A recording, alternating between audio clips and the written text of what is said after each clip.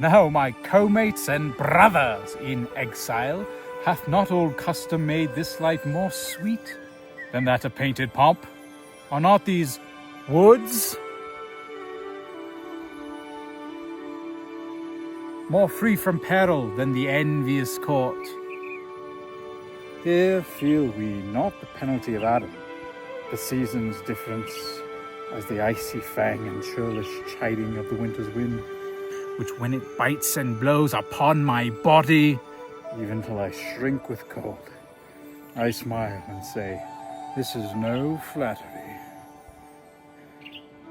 These are counselors that feelingly persuade me what I am. Sweet are the uses of adversity, which, like the toad, ugly and venomous, wears yet a precious jewel in his head, and this our life, exempt from public haunt, finds tongues in trees, books in the running brooks, sermons in stones, and good in everything. I would not change it. Come, shall we go and kill us venison? And yet it irks me, the poor dappled fools, being native burghers of this desert city, should in their own confines with forked heads have their round haunches gored.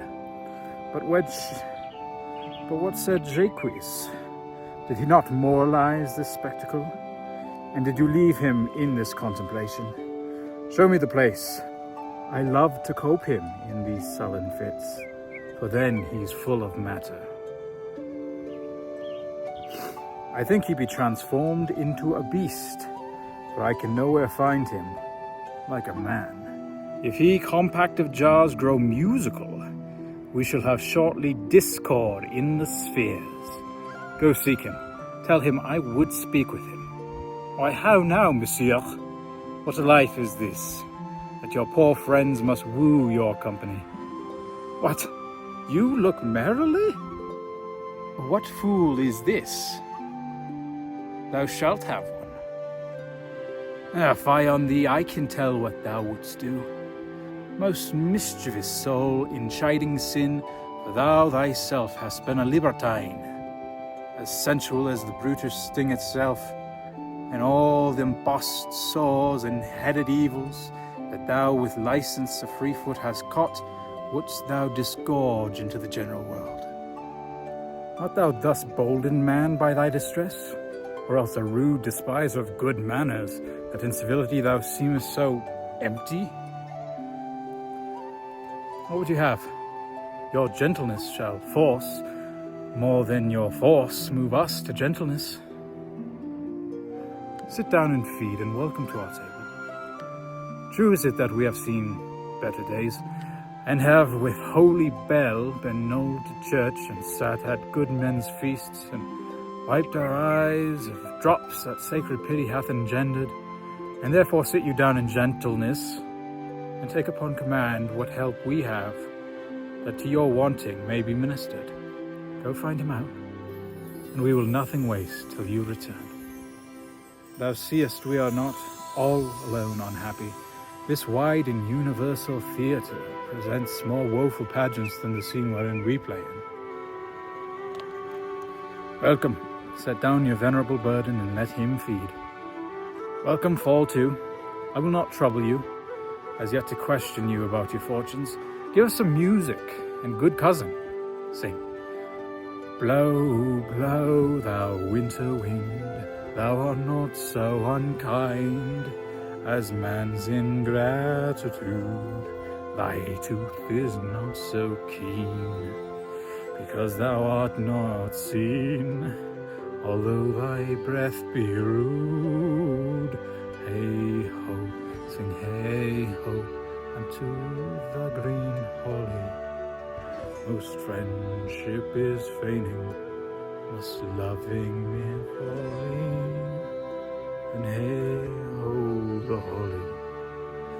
This life is most jolly. Freeze, freeze, thou bitter sky that dost not bite so nigh, the benefits forgot. Though thou the waters warp, thy sting is not so sharp, as friend remembered not. If that you were the good Sir Roland's son, as you have whispered faithfully you were, and as mine eye doth his effigies witness, most truly limited and living in your face, be truly welcome hither. I am the Duke that loved your father. The residue of your fortune, go to my cave and tell me. Good old man, thou art right welcome as thy master is. Support him by the arm, give me your hand, and let me all your fortunes understand. Dost thou believe, Orlando, that the boy can do all this that he hath promised? That would I, had I kingdoms to give with her. I do remember in this shepherd boy some lively touches of my daughter's favour. I like him very well. By my faith, he is very swift and sententious. He uses his folly like a stalking horse, and under the presentation of that he shoots his wit.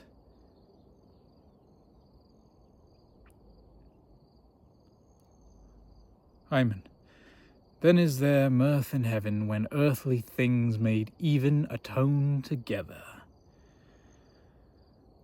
Good Duke, receive thy daughter. Hymen from heaven brought her, yea, brought her hither, that thou mightst join her hand with his, whose heart within his bosom is. If there be truth in sight, you are my daughter. O my dear niece, welcome thou art to me, even daughter, welcome in no less degree. Welcome, young man, thou offerest fairly to thy brother's wedding, to one, his lands withheld, and to the other, a land itself at large, a potent dukedom. First in this forest let us do those ends that here were well begun and well begot, and after, every of this happy number, that have endured shrewd days and nights with us, shall share the good of our returned fortune, according to the measure of their states. Meantime, forget this new fallen dignity, and fall into our rustic revelry. Play music, and you brides and bridegrooms all, with measure heaped in joy, to the measures fall. Stay, Jaques, stay. Proceed, proceed. We will begin these rites, as we do trust they'll end, in true delights.